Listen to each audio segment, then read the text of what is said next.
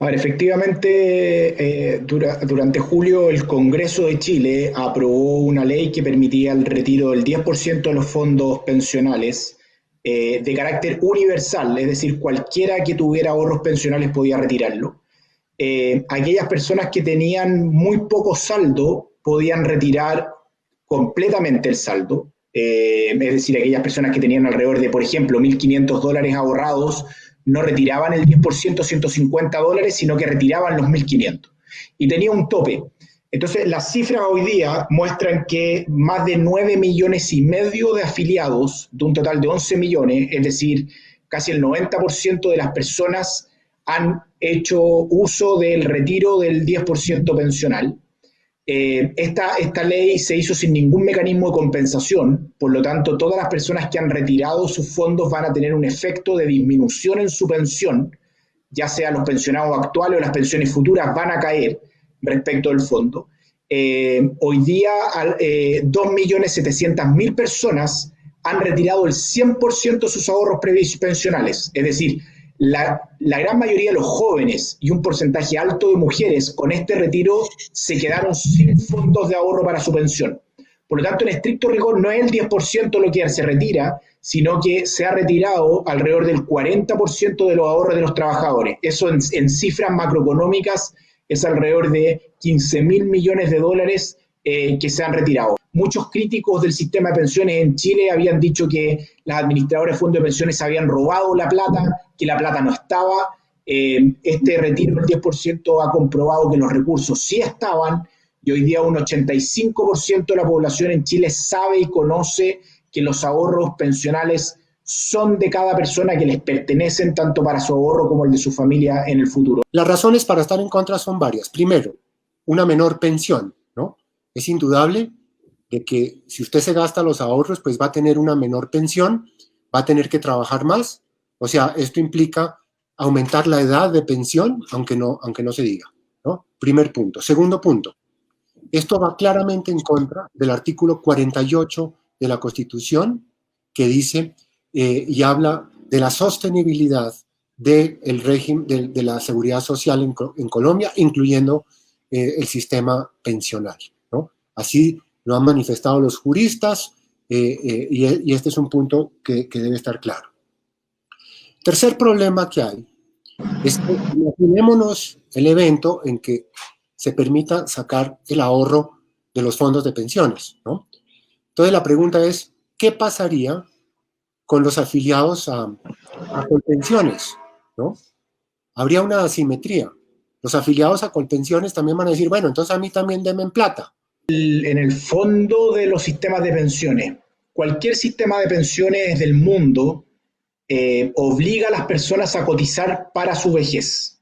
¿Por qué? Porque las personas tendemos a preferir consumo presente a consumo futuro. Es mejor consumir hoy día que consumir algo en 25 años más. Por lo tanto, como somos poco previsores el ser humano, los sistemas de pensiones te obligan a que tú ahorres de manera tal que cuando llegues a una etapa en la cual no vas a poder generar ingresos por trabajo, puedas tener ingresos para financiar la vejez.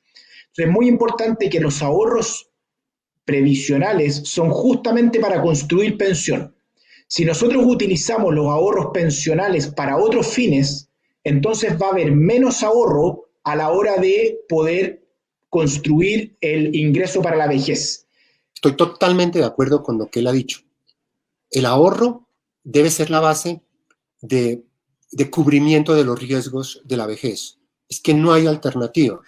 Y no hay alternativa porque debemos entender tarde o temprano que los sistemas de reparto en nuestros países no son viables. Y los sistemas pensionales deben estar basados en el ahorro. ¿Por qué no son viables? Por varias razones. Primero, por el envejecimiento de la población.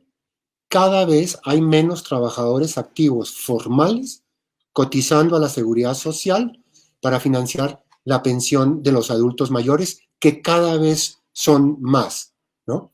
El reporte de la revista Lancet sobre la población, las proyecciones de población durante este siglo son realmente aterradoras.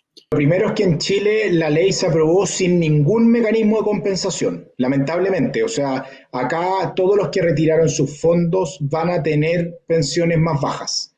Las estimaciones que tenemos nosotros en Chile es que las pensiones en promedio van a caer un 13% con el retiro de este fondo, y las personas que más se va a impactar son las mujeres de ingresos medios bajos y los jóvenes. Justamente dos grupos que uno debiera tratar de focalizar en el tema de pensiones. Por lo tanto, primero, no hay mecanismo de compensación, que yo a mi juicio es un error. Y la otra estimación que puede servir un poco a la pregunta que tú me estás haciendo es que las estimaciones que hizo la Superintendencia de Pensiones y que nosotros compartimos es que en promedio las personas que retiraron sus fondos equivale a 3 años sin cotizar. Es decir, una persona que retiró su fondo es lo mismo que no hubiera cotizado durante un periodo de 3 años.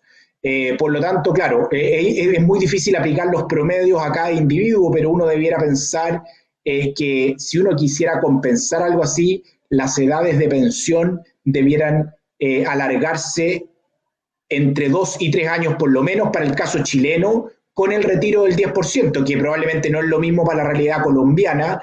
Pero quiero ser bien claro acá, de nuevo, en Chile no hubo mecanismo de compensación, y el retiro del 10% tiene un efecto de un 13% en promedio en las pensiones, que es lo mismo que no haber cotizado por 3 años al sistema pensional. Sí, efectivamente, un grupo de parlamentarios presentó una propuesta de un segundo retiro. La verdad es que hacer proyecciones respecto de qué pueda pasar en el Congreso no me atrevo a hacerlas. Si ya se permitió un primer retiro, podría permitirse un segundo retiro. Y un segundo retiro tendría causas más negativas sobre las pensiones. Y creo que acá hay que ser bien claro, un segundo retiro lo que haría es hipotecar el futuro de pensiones de la gran mayoría de trabajadores y trabajadoras de Chile, es decir, tendrían un efecto en pensiones aún mayor que el que hay hoy día.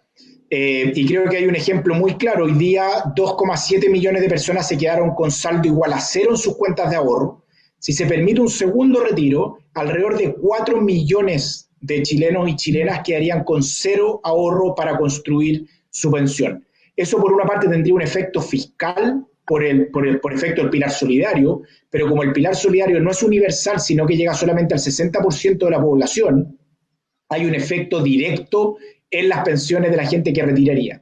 Y de nuevo, como no es el 10%, como el 10% cuando los fondos son bajos se puede retirar completamente en el caso chileno, aquellas personas que puedan retirar van a ser personas que hoy día están cotizando, que hoy día están trabajando, que probablemente algunos necesitan, otros no van a necesitar, pero acuérdense que en el caso chileno el retiro fue libre de impuestos.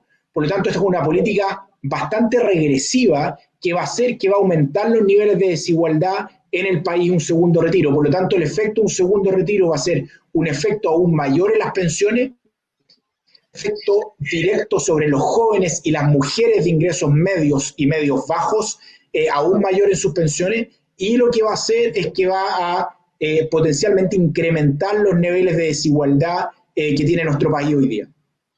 Y respecto a la pregunta de en qué se han gastado los fondos, la verdad es que se está analizando esto, pero cuando uno mira las cifras macroeconómicas, efectivamente lo que uno ve es que mucha gente utilizó estos fondos producto de la pandemia, necesitaban gastar en consumo, necesitaban comer, necesitaban financiar ese tipo de cosas. Mucha gente también retiró estos fondos para pagar deuda, y otros que también han ocupado estos fondos en temas de retail para poder financiar temas que querían tener, por ejemplo, hacer mejoras en ciertas cosas de la casa, o en algunos temas particulares. La verdad es que aquí las personas son libres de poder elegir en qué poder gastar su dinero, en este caso particular, y cada persona hizo en el fondo opción de hacerlo. Pero si uno mira las cifras del retail, efectivamente en estos meses el retail tuvo un pequeño repunte, y ese pequeño repunte se explica por el retiro del 10%.